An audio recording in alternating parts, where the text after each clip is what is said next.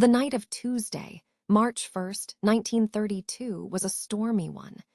Inside their grand country estate near the quiet town of River's End, Connecticut, Ethan and Alina Hayes had just finished their evening meal.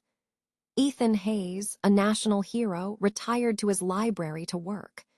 Shortly after 9 p.m., a sharp crack like a branch snapping cut through the storm's fury. He dismissed it as thunder, the wind and rain lashing against the windows. His wife, Alina, heard nothing.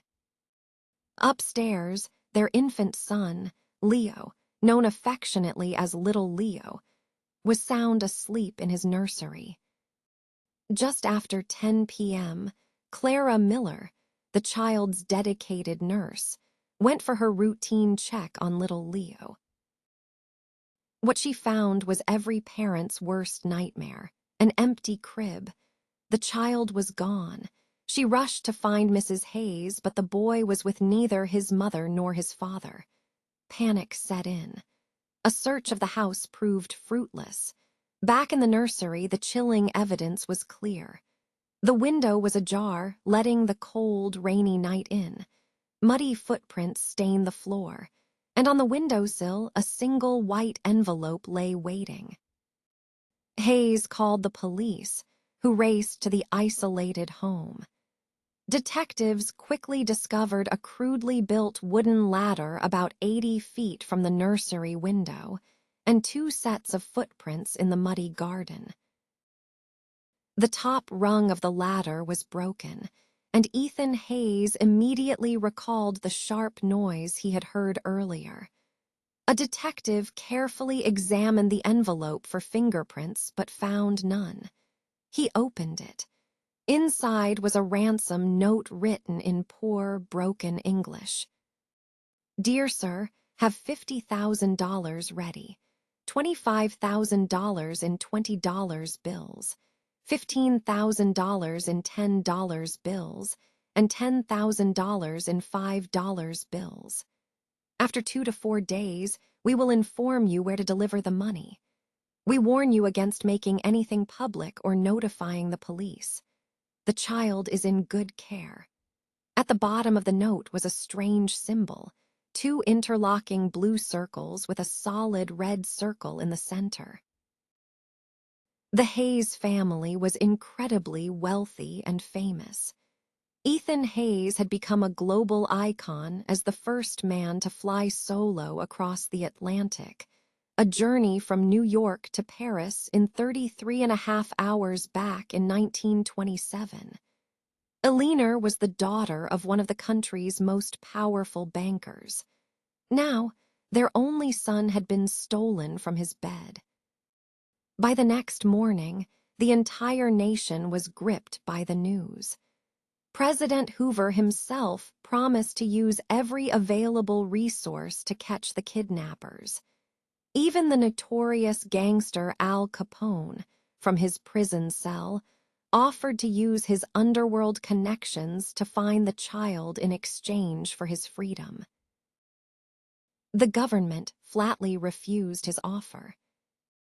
A puzzling question emerged for investigators.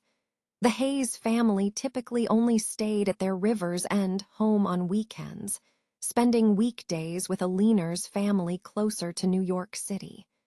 However, little Leo had a cold, and Alina decided they should stay in the country until he recovered. How did the kidnappers know the family would be there on that specific Tuesday night? Suspicion immediately fell on the household staff. The nurse, Clara Miller, was questioned intensely, but was eventually cleared.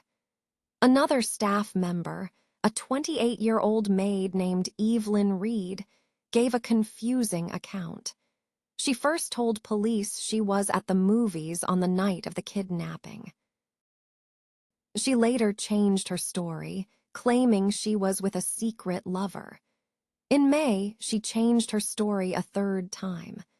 On June 10th, upon learning the police wanted to question her again, she tragically took her own life. Desperate, Ethan Hayes announced to the press that he would pay the ransom and promised no harm would come to the kidnappers if his son was returned safely. He even hired two known underworld figures to try and make contact.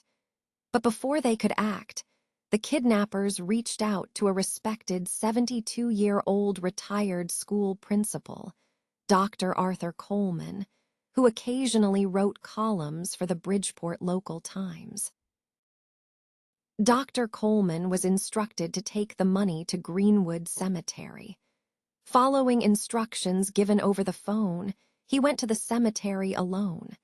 He noticed an Italian-looking man walk past, his face partially obscured, seemingly scouting for police. Then, a second man emerged from the shadows, his collar pulled up and a handkerchief covering his mouth. When this man spoke, Dr. Coleman recognized his voice from the phone call. He appeared to be about 35 years old with brown hair, and said his name was John. John claimed to be part of a 6-person gang, including 2 women. He assured Coleman the child was fine, but then asked a series of chilling questions. "Would I burn if the baby is dead? Would I burn if I did not kill it?" He was asking if he would face the electric chair, the punishment for kidnapping and murder. Dr. Coleman realized the terrifying implication. If a kidnapper felt cornered, he had no incentive to keep the child alive.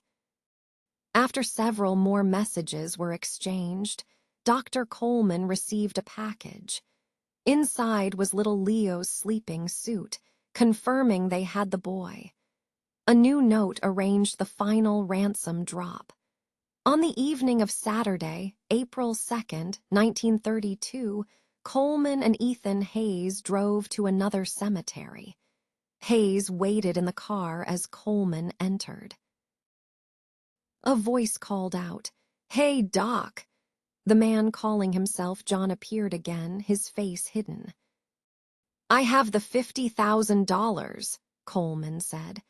The man handed him a note and took the money. The note claimed that the boy was safe on a boat named the Nellie, located near the Elizabeth Islands off the coast of Massachusetts. Ethan Hayes frantically searched the area for days, but there was no boat and no sun. The heartbreak turned to horror on May 12th. 2 truck drivers discovered the body of a small child in the woods, just a few miles from the Hayes home. It was little Leo.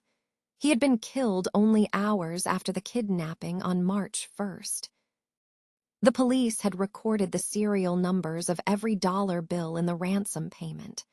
For over 2 years, they painstakingly watched for the money to surface. Then, on September 16th, 1934, a 34-year-old German carpenter named Victor Schmidt paid for gas with a $10 bill. The station attendant recognized it as a gold certificate, which were being taken out of circulation, and wrote down the car's license plate number. It was one of the ransom bills. When Schmidt was arrested, police found another marked bill in his pocket. A search of his home uncovered a staggering $13,760 of the ransom money hidden in his garage. Investigators also noted that Schmidt was a carpenter, a man skilled at making things from wood, like a ladder. Schmidt claimed the money belonged to a former business partner, Marcus Steiner, who had returned to Germany and died there in March 1934. Schmidt said Steiner had left a box of belongings with him, which contained the money, and since Steiner owed him about $7,500, he had simply started spending it. He insisted, "I had no part in the kidnapping. I did not write the notes." But handwriting experts declared the writing on the ransom notes matched Schmidt's. At the trial in January 1935, Ethan Hayes testified that he recognized Schmidt's voice from the cemetery. He also altered his initial statement, now saying the man had a distinct German accent. Dr. Coleman, who had initially been uncertain, now testified he was sure Schmidt was the man he had met. The jury believed them. Schmidt maintained he was working in New York City on the day of the kidnapping. His wife and his employer corroborated his alibi, though his employer refused to testify in court. Crucially, the time sheets that could have proven his whereabouts could not be found. The jury finally decided that Victor Schmidt was guilty.